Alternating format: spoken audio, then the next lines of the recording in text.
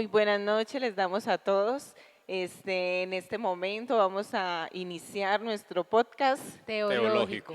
Bueno, les damos la bienvenida, esperamos que hayan pasado una excelente semana y hoy vamos a continuar con la segunda parte de la historia de la iglesia. Bueno, en el capítulo anterior vimos algunos indicios de qué era la iglesia, cómo se había iniciado, desde cuándo, cómo empezó toda esta historia de la iglesia primitiva. Y ya hoy vamos a tratar un poco más cómo durante todo este tiempo, hasta más o menos la reforma, ha evolucionado la iglesia, ¿no? Entonces, para dar como un contexto, más o menos en el año 380 después de Cristo, con el edicto de Tesalónica promulgado bajo el emperador Teodosio I, el Imperio Romano adoptó oficialmente el cristianismo como su religión estatal. Y así la iglesia cristiana pasó a ser el movimiento religioso más grande del mundo, digámoslo así, pasó de ser el perseguido a ahora ser la religión oficial. Exacto. Ok, qué dato tan interesante. Bueno, en esta segunda parte de nuestro podcast teológico veremos cómo el cristianismo pasa de ser una comunidad evangelística que extendía el mensaje de Jesús y el reino de Dios a todos los territorios para centrarse en una iglesia que dirigía todas sus energías en los cientos de debates cristológicos. Entonces, cuando hablamos de esos debates cristológicos, ellos lo que hacían era defender esa naturaleza humana y divina de Jesús. En otras palabras, durante los 3 siglos siguientes, la iglesia cristiana se dedicó a defender la divinidad, la humanidad y la Trinidad de Jesús. Exacto, es que lo que tendríamos que comprender es, miren, en el podcast anterior hablábamos de cómo el cristianismo se expande, ¿cierto? Y Sí. cómo pasa de ser de la iglesia en Jerusalén, que estaban los judíos, luego los judíos prosélitos y luego ya los gentiles, y luego cómo en el siglo III con Constantino realmente ya la iglesia se vuelve técnicamente gentil y se ha expandido casi toda la parte de Occidente hacia Europa. Este podcast que hoy estamos tratando, esta segunda parte, es ver cómo la iglesia ya es oficial, ya tiene sus templos, ya no está siendo perseguida, el imperio romano como tal la tiene como su religión principal. ¿Listo? ¿Qué ocurre allí? Cuando ya el cristianismo no es perseguido, ya no hay tanto interés en evangelizar, ya no hay tanto interés en proclamar la palabra de Jesús a nuevos horizontes, sino que ahora entre ellos mismos, ya no con externos, sino entre ellos mismos, ya tienen que hacer apología, que lo hablamos también en el podcast anterior. Anteriormente los apologistas tenían que defenderse en contra de las religiones paganas que lo llamaban a ellos herejes. Ahorita es debates entre los mismos cristianos y tenían 2 temas en general céntricos para ellos. Uno era la divinidad de Jesús. ¿Es Jesús Dios 100%? ¿O es Jesús humano 100%? Y algunos decían que sí, otros decían que no. Por ejemplo, algunos reconocían a Jesús 100% divino, pero desconocían por completo la humanidad de Jesús. Otros decían que Jesús era un profeta más enviado, un hijo de Dios, pero humano 100%, y desconocían la divinidad de Jesús. Por lo tanto, llevaba a un segundo punto y era la Trinidad. Está Dios Padre, Espíritu Santo y Jesús.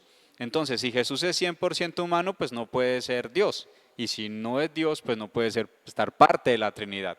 Para otro le costaba el concepto de pensar que existiera incluso una Trinidad. Entonces, eso fue un debate que generó mucho tiempo de desgaste en la iglesia, teniendo que justificarlo y que promovió grandes movimientos cristianos, y uno de ellos, pues, que lo veremos, es el arrianismo. ¿Listo? Bueno, yo lo que he leído y lo que he conocido de todo lo que es la iglesia y de la historia de la iglesia primitiva fue perseguida, ¿cierto? Los cristianos, o cuando empezaron a llamarse cristianos, fueron perseguidos Exacto. por otras denominaciones, no sé, No, por otros movimientos otros religiosos movimientos externos, por ejemplo religiosos, los ok. paganos, el judaísmo en su momento, o religiones esotéricas, que eran diferentes al cristianismo y que eran las religiones oficiales que existían. Eran las religiones del imperio, mientras que el cristiano era un nuevo movimiento que se estaba introduciendo y era visto como un peligro. Listo, entonces son perseguidos, luego con Constantino Se se oficializa. oficializa, Ujú. pero entonces, o sea, uno ve como la historia y se da cuenta que cuando se oficializa, la iglesia deja como ese propósito, ¿no? De ser una guía pastoral o espiritual para las comunidades y para la iglesia y para la gente, perdón, y se volvió algo más de debate. O Sí. sea, se vuelve como algo más teológico, no sé cómo decirlo, o sea, como más No, de es que debate. exactamente se Lo convierte en que eso. decía Ingrid, todo se volvió todo en debates cristológicos y sí, defendemos lo que creemos y todas las doctrinas. Yo veo que eso fue bueno porque en su momento pues sirvió para poder oficializar las Sí, doctrinas que hoy conocemos, pero fue malo en la parte espiritual porque porque se les descuidó mucho, olvidó se exactamente. olvidó toda la parte espiritual y se dejó a un lado a las comunidades o a la gente que de por sí son los que forman la iglesia, Es ¿no? que ahí cuando se oficializa la iglesia cristiana y ya tienen sus propios templos, y tienen sus vestimentas y ya se sabía que en cada ciudad había una catedral, se suponía que ya no era la gente, o sea, ya no eran los clérigos, los obispos que van a llevar la palabra, sino que la gente era la que tenía que ir hacia las catedrales Ah, a sí. buscar. Esto obviamente tenía un gran problema y el problema es qué pasa si yo no soy cristiano o qué pasa si yo soy fuera del imperio romano y jamás has escuchado ese evangelio. Ah, pues no podías participar porque no te evangelizábamos, no había tiempo para eso, teníamos que dedicar todas nuestras energías, en nuestra economía, en los debates que hemos mencionado. Bueno, esto, en esa parte creo que eso es bueno porque hoy en día vemos el resultado de esos grandes templos, ¿no? Que uno ve en la historia y cuando busca ahí en internet los templos enormes que construyeron y cómo el cristianismo fue tan fuerte en esa parte y obviamente toda la historia que trae. Pero pues durante todos esos siglos, cuando se extiende, veo que también sale lo que es el papado, ¿no? Que el papado es como algo que se oficializa y a partir de ahí, pues creo que ya, digámoslo así, se perdió mucho más el enfoque de lo que era realmente el cristianismo. Después de que, o sea, veo que en la historia muestra que se centró solo en Roma y dejó a un lado otras regiones, otras personas, como otros lugares, y al centrarse en Roma, al establecerse el papado, pues se olvida realmente lo que era el mensaje del Evangelio. Bueno, la iglesia cristiana pasa a ser completamente católica, apostólica y romana. ¿Eso qué significa realmente? O sea, ¿por qué pasa y, o sea, cuáles las consecuencias de eso? Bueno, ya me siento en entrevista. Más o menos. Sí, bueno, la iglesia, recordemos que empieza como iglesia católica. La palabra católica significa universal, no es lo que Sí, se entiende hoy como catolicismo. Sí, muchas veces la gente, los oyentes dicen, yo cuando le enseño a la iglesia le digo, nosotros como iglesia primitiva, luego de ser iglesia oficial, fuimos una iglesia católica. Y la gente dice, pero es que yo no soy católico. No, todos empezamos siendo católicos, porque la palabra católica significa universal, significa una iglesia que se extiende a toda la tierra conocida. Por eso más adelante se va a convertir en una iglesia católica apostólica. ¿Por qué? Porque cuando los apóstoles fallecen, la segunda generación y la tercera generación que sucede de liderazgos, la gente comienza a preguntarse si estos líderes tienen la autoridad para enseñar. Y estos líderes empiezan a reclamar la autoridad de los apóstoles. Muchos de estos padres de la iglesia empiezan a decir, es que tal apóstol fue mi maestro, fue tal el que me apóstol me bautizó. enseñó a mí, tal apóstol me bautizó a mí. Entonces, obviamente esto genera un movimiento apostólico central del mensaje. Todos nosotros somos iglesia primitiva porque venimos de la Ok. enseñanza de los apóstoles. Y, como tú bien lo has dicho, en un momento de la historia que por el tiempo no nos daría aclararlo con tanto detalle, pero que los animaría a que leyeran esta historia de la Iglesia Universal. Recomiendo sobre todo al autor Justo L. González, que tiene unos libros excelentes sobre el tema, y nos dice cómo en un momento específico, por algunas circunstancias, la Iglesia Católica ya no está en Oriente, sino que pasa a estar en Occidente con su centralidad en En Roma, Roma. que va a ser más adelante la ciudad Ok. del Vaticano o la Santa Sede, y ciertamente el Papa se va a convertir en la cabeza suprema de la Iglesia Católica y el soberano de la ciudad y el Vaticano. O sea, eso le genera un poder ejecutivo, legislativo, Legislativo y judicial. judicial, dentro del poder religioso como vicario de Cristo. O sea, en Roma y la Santa Sede, o en este caso el Vaticano, es tanto religioso como político. O sea, todo lo que se Exactamente. maneja allá y el Papa es las dos la cabeza de las dos cosas, de lo político y de lo religioso. Así empezó y ha sido hasta Qué el sol poder, de ¿no? hoy. Sí, súper interesante. Bueno, la iglesia era eminentemente católica apostólica, como nos lo decía nuestro reverendo, en todo Occidente hasta la Reforma Protestante, que como bien sabemos, inicia cuando Lutero clava las 95 tesis y desata lo que sería el surgimiento de un nuevo movimiento cristiano que buscaría regresar a los principios bíblicos de la iglesia, ¿sí? Que ya no se centraría solo en el poder estatal, sino en expandir los principios del mensaje de Jesús y el reino de Dios. Una idea para reformar los vicios de la iglesia estatal y retornar al pueblo a la palabra de Dios, o sea, a su origen, ¿no? A lo que realmente era llevar ese mensaje. Como lo decía Yuri, el podcast pasado y nos permite dar cuenta que cuando la iglesia deja de ser perseguida y empieza o se formaliza ya como tal, pierden lo que decíamos, ¿no? Pierden como ese enfoque que era expandir y llevar la palabra a todo el mundo, ¿cierto? Y lo que vemos es como, lo que yo veo, es como un retroceso porque se olvidan como de ese enfoque tan importante y se centran es en ellos mismos, que lo veíamos también en el podcast pasado, cuando ya les dan sus templos, les dan oro, les dan esa libertad para que se predique, lo que hacen quienes dirigían estas iglesias fue Sí. preocuparse y centrarse en ellos mismos, en sus necesidades, en cuidar sus cargos, porque eso lo veíamos en el podcast pasado. Y se les olvidó llevar ese verdadero mensaje, pero entonces cuando pasa lo de Lutero, que clava las 95 tesis, vemos que nuevamente están tratando como de volver a lo Sí. que es realmente llevar el mensaje a todo el mundo. Creo que para ser justos con la historia, no solamente le pasa al catolicismo apostólico romano. El catolicismo comienza con buenas intenciones y Sí, logra grandes cosas en la historia, pero también hace cosas atroces que quedan registrados en la historia, ¿cierto?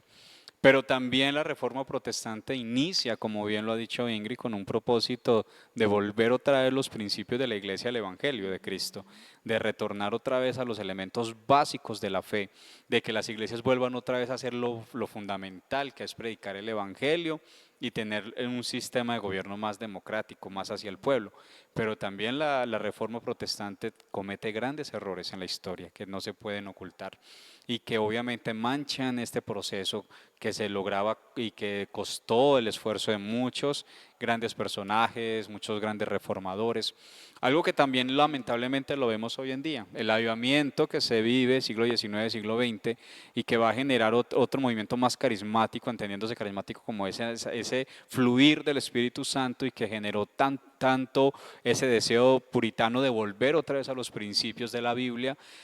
Realmente hoy se ha perdido y revuelve a caer en el mismo principio, en el principio de ya no preocuparnos de llevar el Evangelio, sino de preocuparnos de mantener una institucionalidad y mantener obviamente un poder. Entonces creo que cuando lo pensamos así, realmente tenemos que centrarnos en el hecho de que la historia de la iglesia tiene unas etapas, sabemos, lo hemos mencionado hoy, cómo el catolicismo predomina hasta el siglo XV, luego con Martín Lutero y sus 95 tesis, que son una crítica a ese sistema eclesial, exactamente, sí. ¿sí? Genera todo un nuevo movimiento de reforma protestante. O sea, la palabra reforma protestante es protesta y la búsqueda de reformar un sistema que ya no estaba llegando a las necesidades del pueblo. Y algo que se lo podemos notar es la traducción de las Biblias. Las Biblias solo se leían en latín, ya en el tiempo de la Reforma, obviamente se conocía el griego, el hebreo, pero principalmente el latín ya era la lengua sacra de la religión católica, y luego en la Reforma motiva las traducciones bíblicas y hace un esfuerzo de que esas traducciones puedan llegar a las personas y puedan leer en su propio idioma. Bueno, viendo o escuchando aquí a nuestro reverendo y pues de la historia que uno ha podido leer, no, cuando uno trata como de investigar un poco lo que es la historia de la iglesia, la reforma protestante fue, creo que una de las mejores cosas que le pudo pasar a la humanidad en su momento, en pleno siglo XV, en donde se venía de todo un proceso de pronto de de restricciones, de sometimientos de la Iglesia Católica, ¿no? La Iglesia o el protestantismo dio como un nuevo aire, ¿cierto? Un nuevo aire a todo lo que fue el mover del espíritu, de el poder conocer, que la Biblia pudiera ser asequible.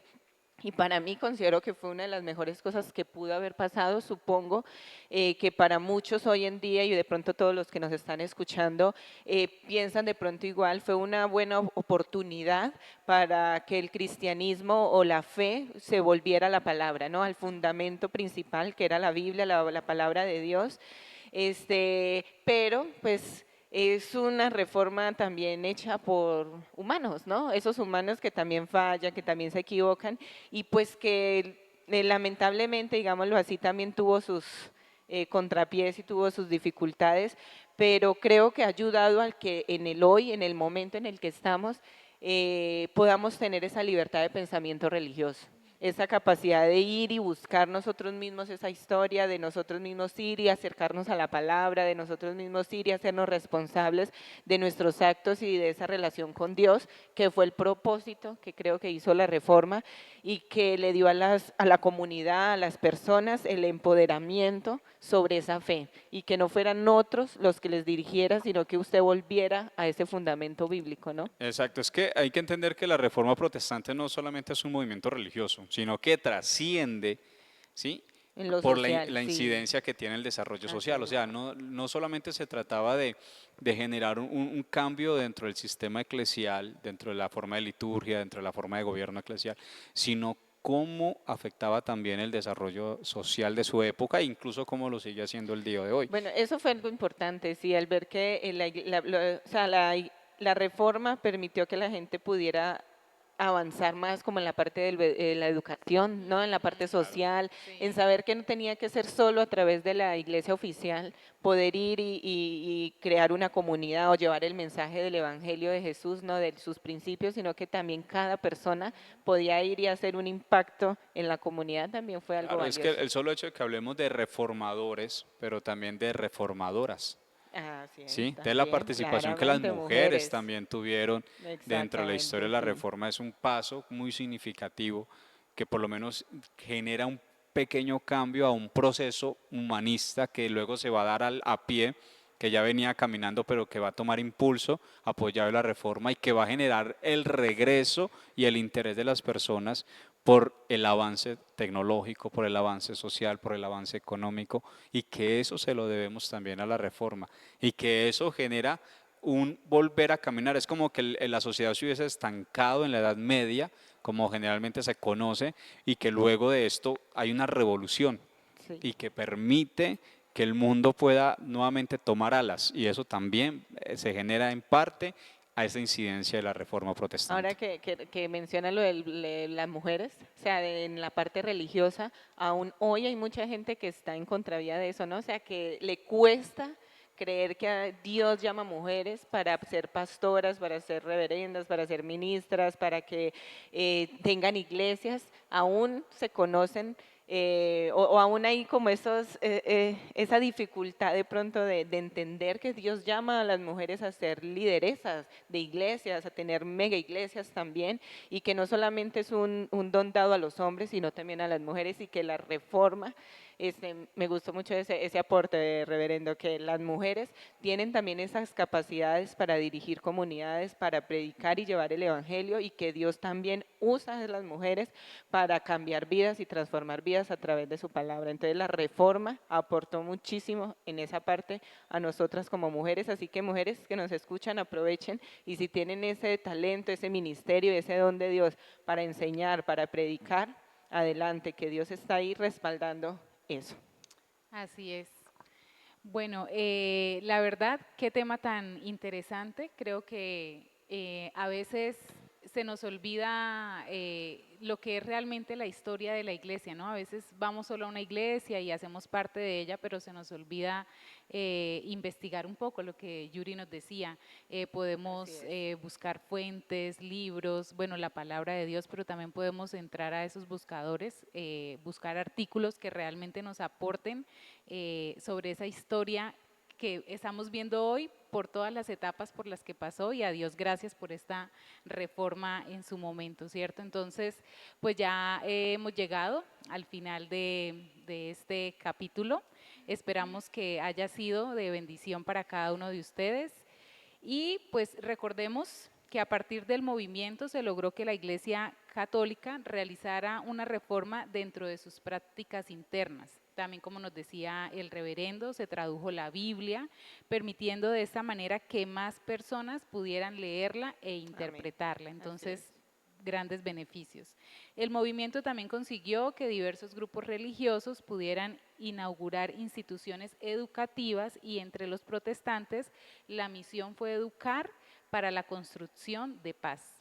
Genial. Algo muy importante. Entonces, que espero que para ustedes haya sido así como tan educativo, podría decirlo, Sí, ¿no? claro, Porque a veces no claramente, así tenemos es. esa educación de conocer, o sea, lo que siempre hemos dicho, a veces decimos somos cristianos, pero no conocemos ni siquiera esa historia que nos hace cristianos, Exacto. conocer ese pasado, esas personas que fueron valientes y en su momento dijeron, no, ya no más con esto que está pasando y voy a protestar, ¿cierto? Como lo hizo Lutero con sus 95 tesis, que en su momento y hasta hoy podríamos decir que ha sido de bendición para la iglesia, ¿cierto? Para lo que somos hoy. Entonces, no sé si tienen algún otro aporte o Que estudien, que lean, que que nos vean. Que profundicen, nos vean. que nos vean, que le den a la campanita, que le den clic, que se suscriban Que compartan este video. y nos Sí. apoyen. Los esperamos entonces en nuestro próximo programa, en este podcast. Teológico. Chao. Chao.